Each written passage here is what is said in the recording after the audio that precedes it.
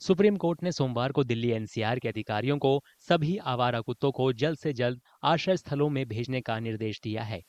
Court ने आवारा कुत्तों के काटने से खासकर बच्चों में रेबीज फैलने की घटनाओं को संज्ञान लेते हुए ये निर्देश दिया है। कोर्ट ने 6 से 8 हफ्तों के भीतर 5,000 कुत्तों के लिए आश्रय स्थल बनाने का आदेश दिया। साथ ही चेतावनी दी कि इस काम में किसी भी तरह की रुकावट को कोर्ट की अवमानना मानी जाएगी और सख्त कार्रवाई की जाएगी। पूर्व केंद्रीय मंत्री विजय गोयल ने आवारा कुत्तों को आश्रय स्थलों पर भेजने के आदेश का स्वागत किया। वे अपने एनजीओ लोक अभियान के जरिए आवारा कुत्तों की परेशानियां दूर करने का अभियान चला रहे हैं।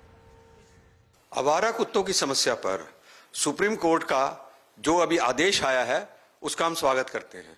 पिछले 2 साल से लोक अभियान के माध्यम से मैं आवारा कुत्तों के खिलाफ आंदोलन चला रहा हूं और लगभग जो हमारी मांगे थी वो सुप्रीम कोर्ट ने सब मानी है और मैं समझता हूं पूरे देश को इसका स्वागत करना चाहिए। अभी तो ये एनसीआर में लागू है पर इसको पूरे देश में लागू करना चाहिए। हालांकि जानवरों के अधिकार के लिए काम करने वाले निराश हैं। पूर्व केंद्रीय मंत्री और पशु अधिकार कार्यकर्ता मेनका गांधी ने इस फैसले को गुस्से से प्रेरित बताया है। Judgment seems to have been given without any rational thought. It's a judgment stemming from anger. And the odd part is that it's based on a newspaper clip of the reason why he put this suo motu is because he read in the newspapers that a child was attacked and killed by a set of dogs. Unfortunately, in that case, the child was not attacked and killed by dogs.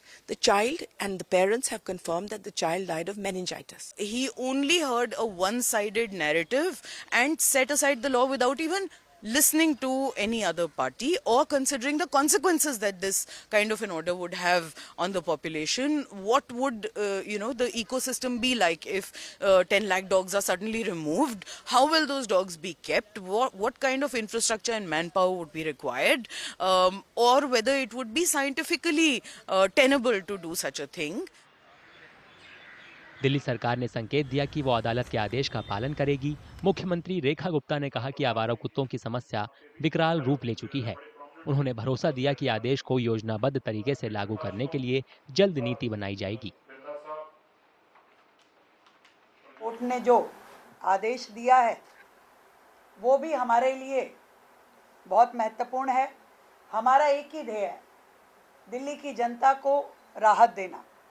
आज ये problem जिस विकराल रूप धारण करके दिल्ली के सामने खड़ी है, इसमें सरकार की ईमानदारी के साथ में समाधान देना ये बहुत महत्वपूर्ण है, जिसकी हमने पूरी योजना बनाते हुए इस समस्या पे काम हम करेंगे और दिल्ली की जनता को बड़ा लाभ हम लगातार देने वाले हैं। केरल में भी कुत्तों का आतंक लंबे समय से गंभीर मुद्दा रहा है। मंत्री एम.बी. राजेश ने कहा कि आवारा कुत्तों को लेकर सुप्रीम कोर्ट के आदेश से पशु जन्म नियंत्रण या एबीसी नियमों में खामियां सामने आ गई हैं। That order has exposed the impracticability of ABC rules. Supreme Court has severely criticized certain provisions in the ABC rules. So, in this context, the Government of India should revisit ABC rules and make necessary amendments. The present ABC rules are totally impractical and inefficient in addressing the issue of stray dog bites. Delhi नगर निगम और दूसरे सर्वे के आंकड़ों के मुताबिक शहर में आवारा कुत्तों की आबादी करीब 10 लाख है।